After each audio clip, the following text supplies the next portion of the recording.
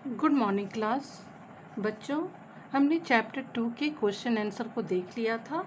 आज हम बुक में दिए हुए कुछ अभ्यास को करेंगे। यहाँ पहला नंबर है, अंधी भिखारिन और सेठ जी के चरित्र की मुख्य विशेषताएं लिखिए और दोनों की तुलना कीजिए। दूसरा क्वेश्चन है, सेठ जी बहुत धनी थे और भिखारिन अत्यंत निर्धन, फिर भी कहानी के अंत में सेठ जी को याचक और भिखारिन को दाता क्यों बताया गया है। तो ये इसका आंसर जो है काफ़ी लंबा हो जाएगा, इसलिए आप इन दोनों क्वेश्चंस को छोड़ दीजिए। तीसरे नंबर पे है, वे कौन से शब्द थे जिनके कारण विकल होकर अंधी सेठ जी के अनुरोध पर बीमार बच्चे के पास आ गई।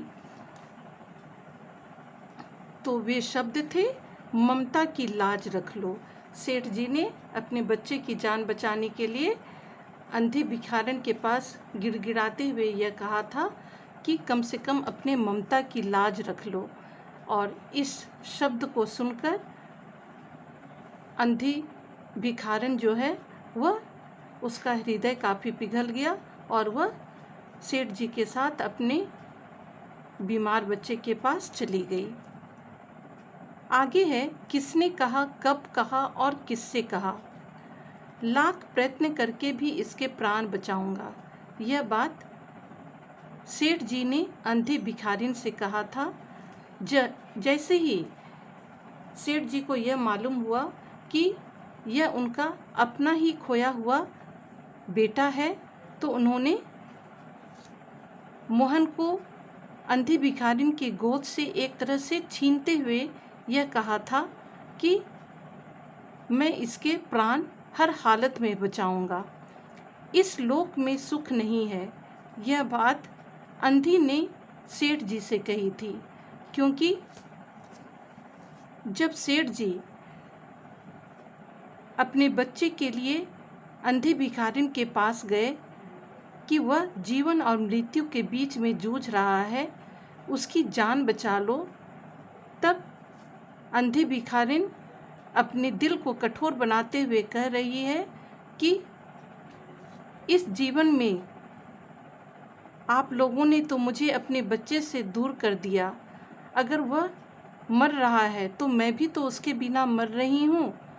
तो चलिए, कहीं ऐसा हो जाए कि हम दोनों मर करके ही कम से कम स्वर्ग में तो मिल जाएंगे। कम से कम स्वर्ग में तो हमें चैन मिलेगा, हम लोग चैन से रह पाएंगे, क्योंकि इस लोक में सुख नहीं है। तो यह बात अंधी भिखारिन ने अपने हृदय को कठोर करते हुए कहा था। ममता की लाज रख लो। यह बात सेठ जी ने अंधी भिखारिन से कही थी। जब अंधी भिखारिन सेठ जी के घर जाने के लिए बिल्कुल तैयार नहीं हुई, तब अंत में गिड़गिड़ाते हुए सेठ जी ने उससे कहा कि कम से कम अपनी ममता की तो लाज रख लो। कहने का मतलब, आपने इतने दिनों तक उसे पाला, माँ बनकर के पाला है, तो आज तो अपनी ममता की लाज रख लो। तो यह बात सेठ जी ने गिड़गिड़ाते हुए अंधी भिखारिन के सामने कहा था, अपने बच्चे की जान बचाने के लिए। आगे है, वाक्य शुद्ध कीजिए। बालक अंधी के पास प्रसन्नता पूर्वक रहता था।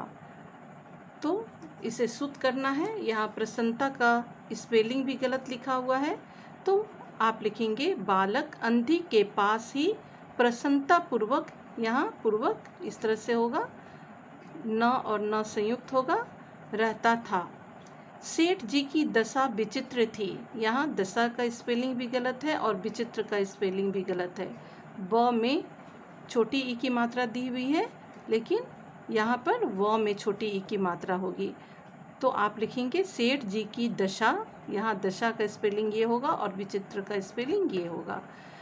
सेठ जी की दशा विचित्र थी। सेठ जी के चारों ओर अंधेरा दिखाई देने लगा। तो आप यहाँ पर उसको शुद्ध करते हुए लिखेंगे, सेठ जी के चारों ओर, यहाँ और लिखा हुआ है तो यहाँ पर और होगा। सेठ जी के चारों ओर अंधेरा दिखाई देने लगा, यानी अंधेरा छा गया। आप ये भी लिख सकते हैं। मैं उसकी सेवा शुश्रूषा करूँगी। यहाँ पर उसका यहाँ पर शुश्रूषा का स्पेलिंग गलत है। मैं उसकी सेवा शुश्रूषा, यहाँ पर शुश्रूषा इस तरह से होगा स्पेलिंग। यहाँ पर उसका आपके बुक में भी दिया हुआ है, तो यहाँ पर आप इसका स्पेलिंग सुधार लेंगे। अंधी बच्चे का प्यार से पालन पोषण करती थी। यहाँ पोषण का स्पेलिंग गलत है, तो आप यहाँ पर इस तरह से पोषण लिखेंगे। अब है निम्नलिखित शब्दों का अपने वाक्यों में प्रयोग कीजिए। विवश यानी लाचार, प्राण प्यारा यानी अपने प्राणों से भी प्यारा, सर्वप्रथम यानी सबसे पहले, आकृति यानी आकार, विभिन्न तरह की आकृतियाँ, पाषाण हृदय यानी कठोर हृदय, स्नेहपूर्ण यानी प्यार से भरा हुआ, याचक यानी मांगने वाला।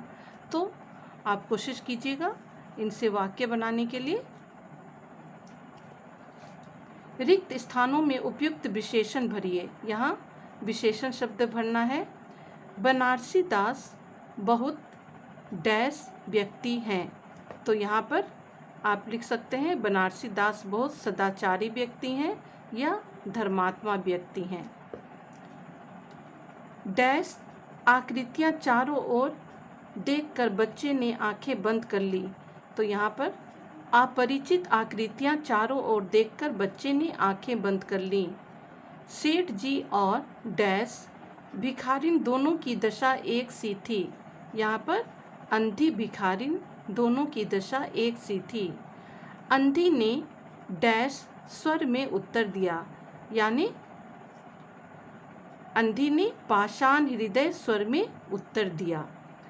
तो इस प्रकार से ये रिक्त स्थान थे। अब है वाक्य में मोटे छपे अंशों के बदले उपयुक्त एक एक शब्द लिखिए। अंधी रास्ता चलने वालों से भी 2-4 पैसे पा जाती थी। यहाँ पर इसके एक शब्द आपको लिखने हैं, रास्ता चलने वालों, तो आप लिखिएगा राहगीरों। सेठ जी धर्म का पालन करने वाले व्यक्ति थे, यानी धर्मात्मा। बच्चे के मुंह से सबसे पहले शब्द निकला। सबसे पहले का अर्थ एक शब्द होगा सर्वप्रथम।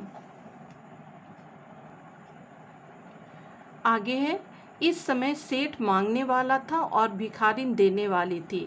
तो मांगने वाला को कहते हैं याचक और देने वाली यानी दाता थी। यहाँ है इन्हें अपने वाक्यों में प्रयोग कीजिए। ये मुहावरे हैं, लेकिन आप सिर्फ इसके अर्थ को समझ लीजिए। अभी आप इसके से वाक्य बनाना छोड़ दीजिए। हाथ पांव फूलना यानी बहुत डर जाना। मौत के चंगुल में फंसना यानी जीवन और मौत के बीच में जूझना, जीवन और मृत्यु से जूझना। चारों तरफ अंधेरा दिखाई देना यानी दूर दूर तक, कहने का मतलब